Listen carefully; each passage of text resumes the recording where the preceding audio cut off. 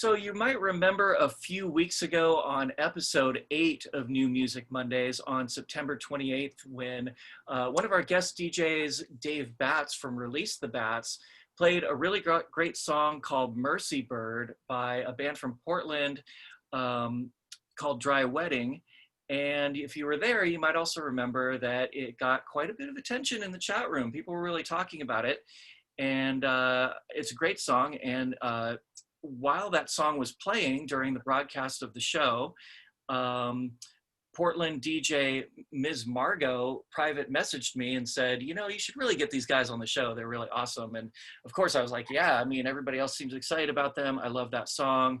And then I realized I have a personal connection with the singer Davey Furchow, who used to be in a band that I really liked a lot called Swampland, who my band, the Ink Bats, got to share a stage with a long time, well, not a long time ago, 5 years ago, here in Oakland, California. And so then I got really excited. I set up the interview, and now they join us from their homes in Portland, Oregon, to talk to us about their amazing debut record, The Long Erode, which came out in July, late July of this year.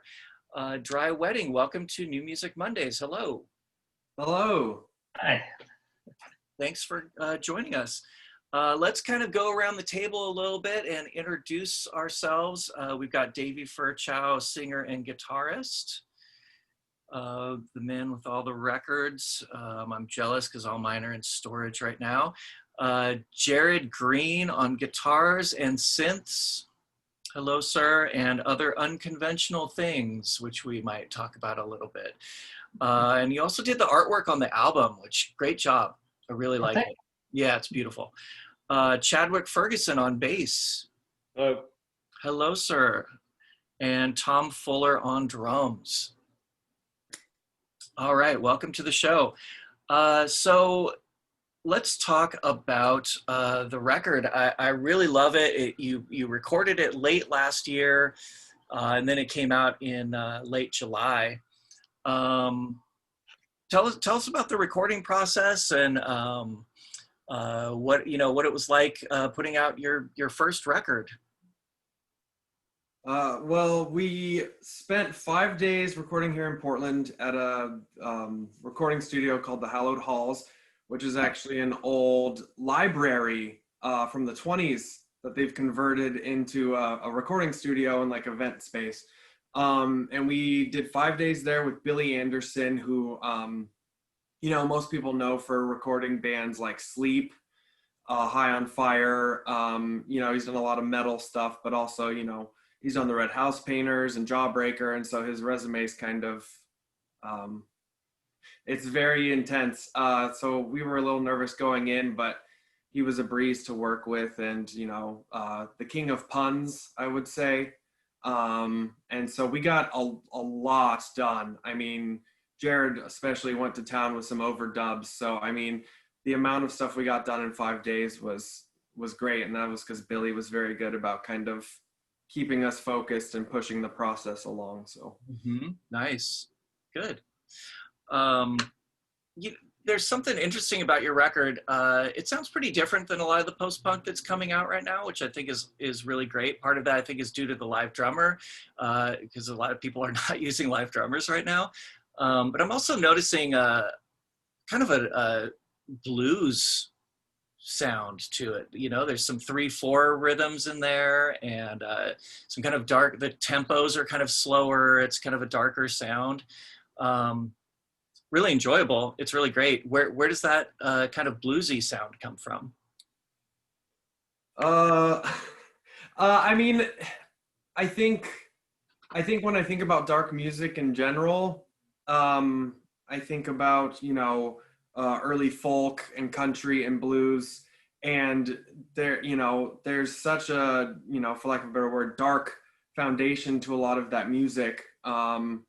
And a lot of emotion, and I wanted to capture that, but also mix it in with post-punk elements, and kind of combine things in that way, because I think there is overlap there that sometimes people don't really talk about or maybe even consider all that much. So Oh, for sure. Yeah. I mean, the older kind of American music, country and bluegrass and blues and R&B, there's some pretty dark stuff that came out of like the South and the Appalachians and stuff, absolutely.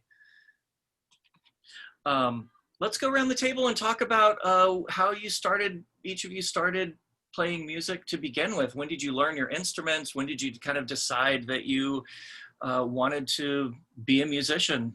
Maybe we could start with Tom. Yeah. Um, so I guess thinking back when I was maybe 7 or 8, riding in the car with my dad, and he'd always be blasting classic rock. And he was always drumming on the seat, on the dashboard, on the steering wheel. And I thought he was incredible. I couldn't understand how he knew what the drum beat was. I thought he was probably the greatest drummer of all time. He can't really play much on an actual drum set. But I was like, man, if I could just be that good. So I started drumming on like the bus seat, like the counter, pans, anything. And eventually I saved up. I was probably 13, bought a drum kit, started going to punk shows. I would just go buy used CDs at the CD place. Like there's a place, I think it was called Sounds Unlimited in Glens Falls, New York, where I grew up. And they would have like a hardcore metal section. And I would just grab stuff, $2, $3. And there was a Madball album, actually, called Hold It Down. That was just like, there was a lot of fast beats, and I wanted to play hardcore. And there were kind of like hip hoppy grooves. And I was like, if I can learn this album, then I can play drums. So I learned the album front to back, and that kind of like, it's a weird starter album, but that's kind of what set me. Yeah. That's great. That's kind of how I started playing drums too. I was listening to the Subhumans a lot, the UK Subhumans, not the Canadian Subhumans. And I just bought a cheap drum kit one time and I actually had the record, and I set up my record player next to my drum kit and put on my headphones and just learned the album, That was it, yeah. Yeah, it was fun. Chadwick, what about you? When did you start playing music? My teens, about middle school. Yeah, I just started playing guitar and other things. And then started joining groups like punk stuff and garage rock and all that, and kind of morphed into other experimental little things too. So just kind of kept growing with that. Was that in Portland? No, it was in Missouri where I grew up. Mm-hmm. College town there, so I had a lot of exposure at that time to a lot of different things. So just glommed into that scene or whatever, and started playing with people pretty fast. Just kind of did that forever. So yeah, good. Yeah. Jared, what about you? When did you start playing music? Probably about when I was like a kid, maybe about 10. My first instrument was like the trombone. But yes, and then when I was about 12, got more into like guitar. My first electric guitar, and just fell in love with it. All the sounds you can get out of it. By the time I got into college, I started getting more into like music production and recording and stuff, and that just opened up like a whole new doorway of just like sonic possibilities. Very good. Where'd you grow up? I grew up on Whidbey Island in Washington. Oh, okay. Yeah, not too far from where you are now. No. Cool. Davey, when did you get started in music? I feel like my first exposure to anything musical at all was singing before anything else. I was in choir, and I did, musical theater when I was, 11, 12 years old, and did some productions. And then when I was in high school, I had kind of played around on some guitars. I would kind of inherit, guitars from this person or that person, but I bought my first electric guitar when I think I was 13 or 14. And at that time I was writing a lot of poems, and that kind of morphed into lyric writing. So then, around 15, I have this little Tascam, 4-track tape recorder, and I'm making these little angry punk demos by myself. And then, throughout high school, I took a class where we would have to perform in front of the class, 4 times, a quarter or whatnot, and rehearse in between the performances. And then once I finished up high school is when I started my first real band, which was like a hardcore punk band that I sang in. Mm-hmm. And when did Dry Wedding start? It's fun. I had to think for a second because we had a couple of little lineup shifts and things like that. Tom and I got together, I think it was spring of 2018. Does that sound right, Tom? That sounds correct. Yeah. Yeah, and then Jared came in that summer. Then we played, all of us, we had one bassist, then got another one. We played in that incarnation for about 6 months. And then January 2019 started playing live shows.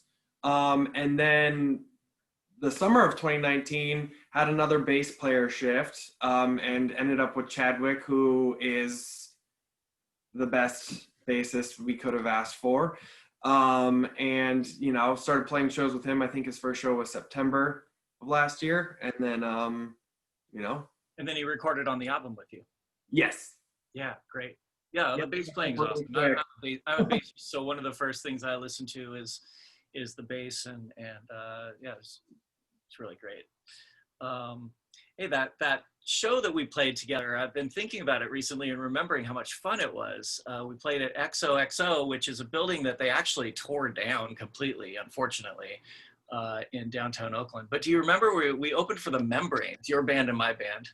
Yeah, and then there was that punk Q&A before. Yes, exactly. Oh man, all kinds of people were there. Penelope Houston was there, and who else? Like Jello Biafra, Nikki Garrett, the woman from Spit Boy was there too. I forget her name, Michelle. Yeah, that was really interesting. There was only like 20 people watching this like panel discussion of these like punk rock luminaries, but we got to be there, so it was awesome. My drummer at the time cornered Jello Biafra in the hallway by the bathroom and demanded to know what he thought about our band, and Jello responded something like, I like it. It's post-punk with teeth. He told us to keep working on our chops. Which we did. And it was probably good advice, all things considered. So we've got a few minutes left. I've got a couple questions left. I'd like to kind of go around and talk, just get to know you guys a little bit more personally, and hear about some maybe non-musical hobbies or interests that you have. Davey, let's start with you. What are some other things in life that are fulfilling for you? Well, I think the bulk of my creative writing has been going to the band because we've been working on a lot of new material. We have enough written for the whole next album and then some. So a lot of my writing has been going to lyric writing for those new songs. But, when that's not happening, I like to write other things like, poems and short stories and little scripts and things like that. And then, collect records, and just be a book nerd and movie nerd. Those are positive things. Tom, what about you?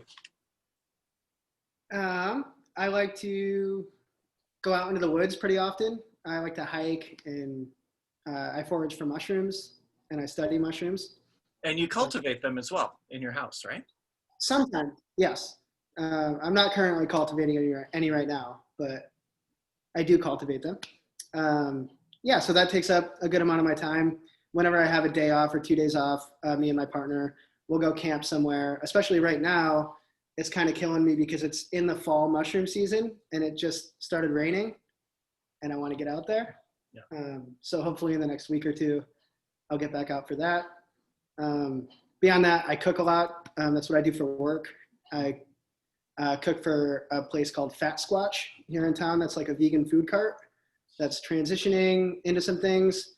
But we have a lot of like really cool things working for us, and I'm excited to get back into cooking food.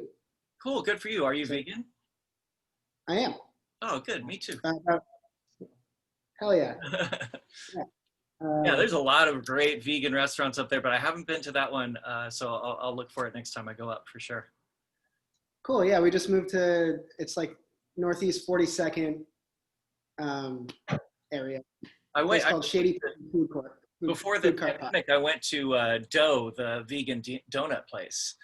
That place is great. Yeah. Yeah, really great. It was so exciting. Yeah. Such a great alternative to the other non-vegan one that we won't speak of. Yeah.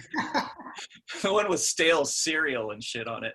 Anyways, Jared, what about you? What are some non-musical interests of yours? Well, lately I've been doing a lot of like hiking and backpacking over the last few months and stuff. Like over the summer, went out to Mount Rainier for a few days, which was a lot of fun. This one's kind of related to music, but I've been like getting a lot more into like building my own, I guess like instruments or like effects pedals and stuff. Lately, I've been doing a lot of mods to my amp, trying to get that sounding a little better. Yeah, that's great. Hey, so that brings up something that I kind of actually wanted to circle back to. What are some? It sounds like you did some pretty interesting things on the album. I know you play guitars and synths, but what are some other instruments that you played on that record? Well, it was mostly guitar and synth. Usually, like with the guitar, I kind of like to get a little more experimental with it. So there's some stuff where I'm playing with like a violin bow. Trying to do some like slide stuff on there that sounds really weird. On that record, we did like a lot of stuff. They had like pianos and organs and stuff in the studio, so we're playing around with those. Yeah. Cool. That's awesome. Chadwick, let's move to you. So got off the subject of non-musical stuff a little bit, which is totally fine, but maybe you could talk to us about some non-musical interests and hobbies of yours. Yeah, non-musical. I love procreating. No, I don't know. Reading and film and stuff. So big into that kind of scene or whatever. So yeah, I would say reading is a hobby outside of music that Right. Good. That's awesome. enjoy when I'm not trying to procreate. I mean, we're stuck indoors often with our partners during shelter in They're place. just too expensive though. So. No doors can contain him. He's procreating with everybody. So before the interview, we listened to the song Tessera, which I really love a lot. We're about to listen to Silence is Woven.